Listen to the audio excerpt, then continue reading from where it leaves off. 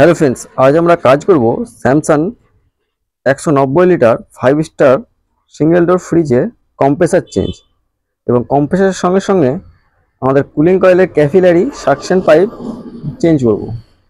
তো চলুন কম্প্রেসারটাকে আমরা বার করে নেই।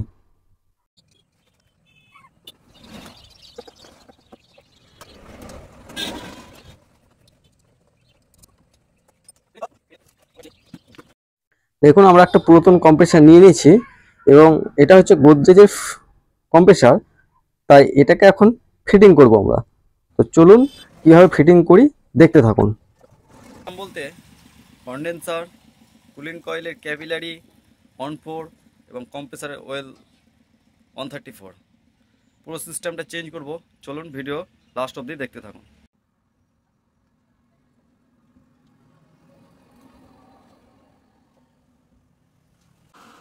আমাদের এখন সাকশন পাইপ ঝাল হচ্ছে কুলিং কয়েলের সঙ্গে। পুরাতন সাকশন পাইপটা চেঞ্জ করে দিয়েছি এবং এখানে নতুন সাকশন পাইপ ভরে দিয়েছি এবং তারপরে দেখুন ক্যাপিলারিটাও ঝাল করে নিচ্ছি।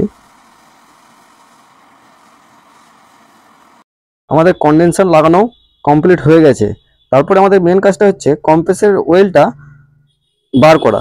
তাই আমরা কম্প্রেসরের ওয়েলটাকে বার করে নিচ্ছি এবং কম্প্রেসর ওয়েলটা বার করে দেখলাম ওয়েলটা অনেকটাই খারাপ হয়ে গেছে, তাই আমরা পুরো কম্প্রেসরের ওয়েলটাই চেঞ্জ করে দিলাম। এবার দেখুন নিয়ে নিচ্ছি আমরা 134 ওয়েল, আর কম্প্রেসরটা আমরা লাগিয়ে দিয়েছি, তাই এখন 134 ওয়েলটা এখন ভরবো কম্প্রেসরের মধ্যে। দেখুন কিভাবে কম্প্রেসরের ওয়েলটা ভরানো হচ্ছে।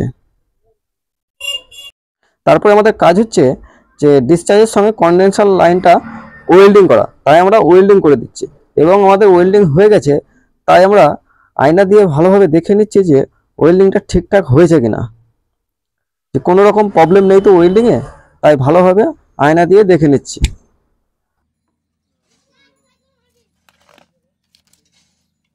আমরা মেশিনটাকে অন করে আমরা এখন দেখে নিচ্ছি যে এর প্রেসারটা ঠিকঠাক দিচ্ছে কিনা। মোটামুটি প্রেসারটা ঠিকঠাকই আছে, তাই আমরা মেশিনটাকে বন্ধ করে এখন যেটা কাজ করব আমরা এখন ফিল্টার লাগানো। তাই আমরা একটা ফিল্টার কেটে নিলাম এবং এই ফিল্টারটাকে এখন এখানে লাগিয়ে ওয়েল্ডিং করে দেব। তো চলুন দেখতে থাকুন। তাই ফিল্টারটাকে আমরা ভালোভাবে এখানে সেটিং করে এটাকে এখন ওয়েল্ডিং করে দেব। ফিল্টারের মুখটুকুন আমরা প্লাস দিয়ে ভালোভাবে চেপে দেব, তাই ওয়েল্ডিং করার সময় কোনো রকম অসুবিধা না হয়।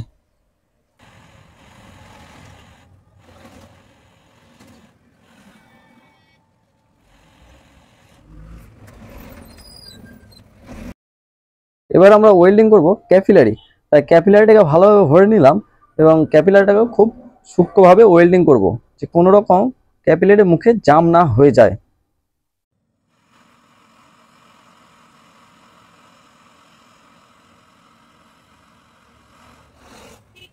দেখুন আমাদের ক্যাপিলারি ওয়েল্ডিং হয়ে গেছে এবং আমরা দেখে নিচ্ছি ভালো করে যে ওয়েল্ডিংটা ঠিকঠাক হয়েছে কিনা।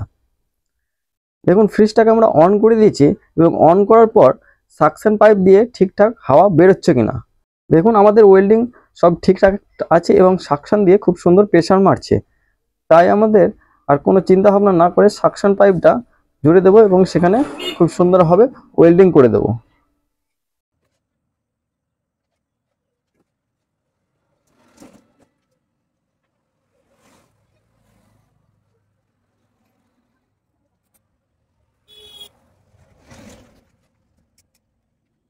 আমাদের সাকশন পাইপ এখন ওয়েল্ডিং হচ্ছে।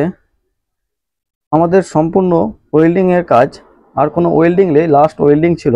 তাই এখন যেটা করব ভ্যাকাম, ম্যাক্সিমাম এটাতে 30 থেকে 35 মিনিট খুব সুন্দরভাবে ভ্যাকাম করব। তাই আমরা নিয়ে নিচ্ছি ভ্যাকাম পাম্প এবং ভ্যাকাম পাম্পটা আমরা সেটিং করে নিচ্ছি পিন ভালভের সঙ্গে। দেখুন পিন ভালভের মাক্কিটা লাগিয়ে নিচ্ছি এবং ভালোভাবে টাইট করে দিচ্ছি এবং সেখানে আমাদের গ্যাস চার্জিংয়ের পাইপটা লাগিয়ে দেবো এবং ম্যাক্সিমাম 30 মিনিট ভ্যাকাম করব। তো যারা এখনো চ্যানেলটিকে সাবস্ক্রাইব করেনি অবশ্যই তারা চ্যানেলটিকে তাড়াতাড়ি সাবস্ক্রাইব করে নাও।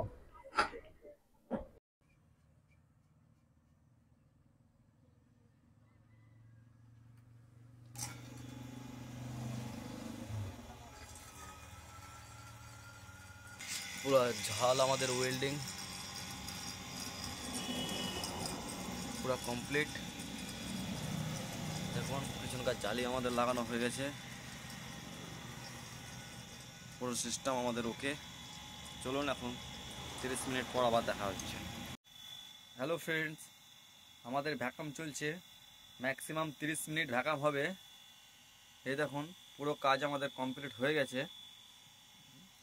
এই দেখুন আমরা অয়েলটা চেঞ্জ করেছি, অয়েলের অবস্থা এরকম হয়ে আছে, পুরো লাল হয়ে গেছে, তাই অয়েলটাকেও আমরা চেঞ্জ করে দিয়েছি।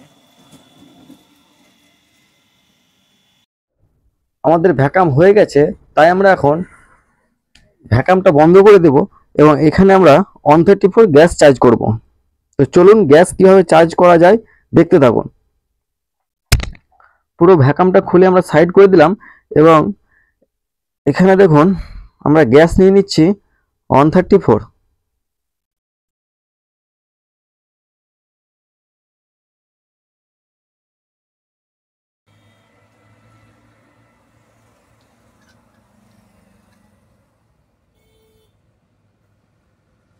হালকা এয়ারটাকে আমরা ছেড়ে দিলাম, বাইরের মধ্যে এয়ার আছে সেটা চলে যাবে।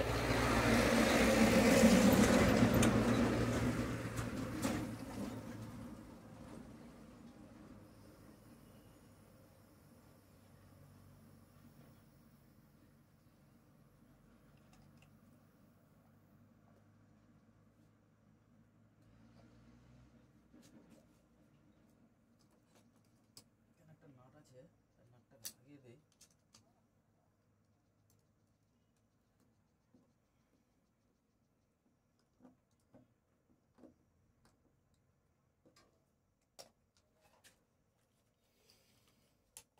এটা হচ্ছে কিলোমিটার, অ্যাম্পিয়ারে লাগিয়ে দিলাম, তাহলে অ্যাম্পিয়ারটা কত আছে বুঝতে পারা যাবে।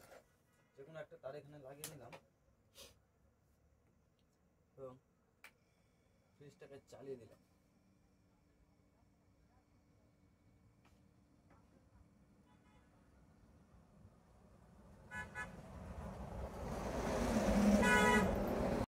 ফ্রেন্ডস, আমাদের কাজ কমপ্লিট হয়ে গেছে এবং আমাদের গ্যাস চার্জ পুরোটাই কমপ্লিট।